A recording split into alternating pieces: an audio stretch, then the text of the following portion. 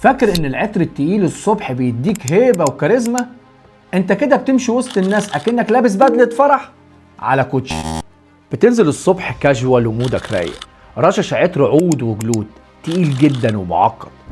في علم النفس ده بيدي انطباع انك بتمثل او بتعوض نقص، وانا متأكد ان ده مش قصدك. العطر التقيل عامل زي جاكيت البدلة، لو لبست على شورت وكوتشي اكيد كده انت مش شيك. كده البرفيوم هو اللي بيلبسك وبيغطي على شخصيتك تماما. الشياكة ان العطر يليق على الموقف. في الماس احنا بندرس ستايلك وبنفصل لك الازازة اللي تكمل شياكتك من غير دوشة ولا استعراض كداب. لو المعلومة دي فرقت معاك ادعمنا بلايك واكتب لي في الكومنت تحت ستايل وانا هبعت لك افخم ترشيحاتنا ل 26. واعمل لي بقى شير لصاحبك اللي لابس بدلة ببيونة على شورت وفانيلا وكاب.